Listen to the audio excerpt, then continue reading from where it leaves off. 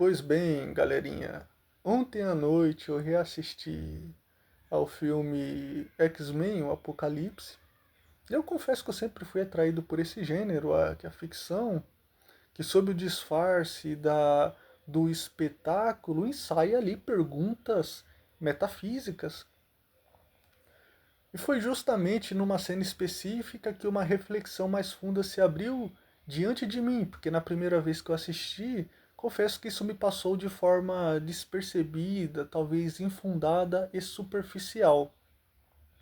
Gostaria de convidá-los então a olhar para essa obra de ficção científica, não apenas como entretenimento, mas como uma poderosa alegoria sobre a hierarquia do ser e os limites da percepção humana em relação ao gancho que eu vou fazer ainda aqui nesse vídeo. Muitas vezes, ao assistirmos a esses épicos modernos, deixamos passar detalhes de uma profundidade metafísica impressionante. Então vamos analisar o que acontece quando a curiosidade intelectual se choca com uma realidade milenar, que foi, nesse caso, é o Apocalipse. Pois eu me refiro ao momento em que o professor Xavier, por meio de seu amplificador mental, o cérebro, ele tenta sondar uma consciência milenar mesmo, que é o Apocalipse. É possível, inclusive, refletir, daria até para fazer apenas um vídeo sobre tentar classificar a natureza desse ser, né? Que ele não é apenas, na verdade, ele não é espiritual, mas ele não é também totalmente material. Ele se tornou, não sei, um monstro ali, nele algo de molecular, de estrutural, quase ontológico. Então situem-se comigo na cena em que o professor Xavier, mestre da telepatia, ele vai utiliza o cérebro, que é aquela magnífica extensão tecnológica da sua própria mente, e ele está ali buscando pelo Magneto, ele está procurando um amigo dele. Mas ele acaba deparando-se com um apocalipse. E ele não sabia, mas é o primeiro no filme, tá? É o primeiro mutante, um ser que antecede a eras e que vem combinando poderes e mais poderes e mais poderes. Aqui, meus amigos, vemos o Xavier operando no que ele acredita ser o ápice do seu poder. O cérebro ali, ele estabelece uma ponte mental. Na ficção, a telepatia é tratada como uma ferramenta de controle, mas aqui ela se torna um instrumento da própria queda desse mestre. Então, Xavier ele consegue encontrar o Magneto, mas ele percebe que há algo a mais ali, tem um mutante ali desconhecido. Ele fala, olha, então impelido pela sua curiosidade e confiança, né, principalmente usando Xavier tenta sondar aquela mente. É então que o Apocalipse responde com uma frase curta e devastadora: muito obrigado por me deixar entrar. E essa frase, ela carrega uma ironia profunda. O que ocorreu ali não foi um simples contato mental. O Apocalipse é uma entidade milenar cuja consciência já não mais está restrita às categorias comuns da matéria. Muito embora ele vai tombar por causa da matéria, né? Ao tentar sondá-lo, Xavier não abriu apenas um campo psíquico.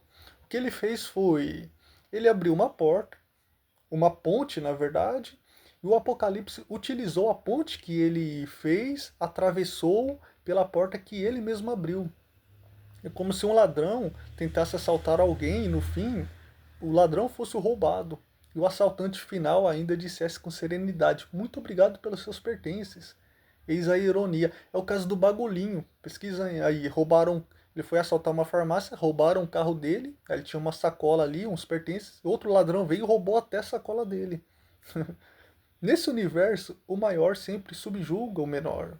Se você tenta aprisionar algo ontologicamente mais poderoso do que você, então você é o aprisionado. Embora estejamos falando de ficção científica, a teologia e a filosofia nos ajudam a dar nome ao que vimos. O que aconteceu ali foi um choque de naturezas. O Xavier é um mestre na técnica psíquica, mas o Apocalipse é um ser de magnitude ontológica distinta, né? Porque ele ficou durante milênios ali acumulando consciências e poderes. E quando Xavier então diz fascinante algo desse gênero, em meio ao transe todo, com aquela luz do Apocalipse ao penetrar a mente dele, ele está experimentando o terror do que é finito para a sua capacidade, do que é infinito para a sua capacidade finita. O brilho fogoso que sobrecarrega a máquina e a mente do professor é a prova de que o inferior não possui espaço para conter o superior. É como tentar aprisionar um tsunami ou um oceano dentro de um copo. O receptáculo inevitavelmente se estilhaça. Então vejam o perigo da curiosidade perante o desconhecido, né? Xavier foi atraído pela sua própria confiança, em primeiro lugar, a sua. E nesse embate, aprendemos que quando o inferior tenta subjugar ou mesmo sondar o superior, sem pelo menos a devida proteção, ele não conquista nada, ele apenas se entrega. Que esta reflexão sobre a ficção nos sirva de alerta para a vida real, então. A humildade intelectual é a nossa maior proteção diante dos mistérios que excedem a nossa própria natureza. E isso vale inclusive para a projeção astral, que é o meu gancho. E foi aí que a pergunta emergiu, emanou. E se aquilo que hoje nós chamamos de projeção astral for exatamente o que Xavier fez? E se ao projetar a consciência estivermos abrindo pontes para o que não saibamos fechar ou sabemos fechar? Porque muitos curiosos, tem pessoas organizadas e tal, não entro nesse mérito, mas pensam que a projeção astral é um simples passeio pela vizinhança ali do invisível. Pessoas isoladas acreditam que, por estarem em um corpo sutil, eles tornam-se observadores protegidos, quase invisíveis, intocáveis. Contudo, tanto a filosofia da mente quanto a teologia clássica ensinam algo bem diferente, né? Na metafísica, observar não é um ato passivo. Observar é estabelecer aquela ponte que Xavier fez, inevitavelmente. Quando você projeta sua consciência para regiões que você desconhece, para realidades onde você jamais habitou, você não apenas está olhando pela janela. Não, você está estendendo um fio de alta tensão entre a sua essência e o desconhecido. Que barulho!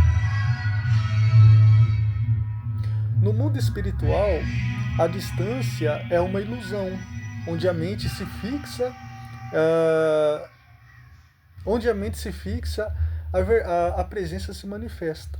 Quando um projetor astral, movido por mera curiosidade, adentra o domínio de uma consciência de maior densidade ontológica, aquilo que a teologia paulina chama de, por exemplo, principados e potestades, então ele comete o mesmo erro que o Xavier cometeu. Ele confia na técnica quando deveria discernir a natureza do ser. Acredita que o método o protege quando na verdade acabou de entregar o mapa da sua própria alma. Sejamos claros, o mundo espiritual não é um parque de diversões para curiosos. Não se entra em territórios governados por titãs, usemos esse termo, com a postura de um turista, sem o revestimento necessário, sem autoridade delegada, sem discernimento espiritual. O projetor, então, ele torna-se como uma lâmpada acesa em uma floresta escura. Ele não é apenas vê, mas ele também é visto. E como disse Nietzsche, quando você olha para o abismo olha de volta para você.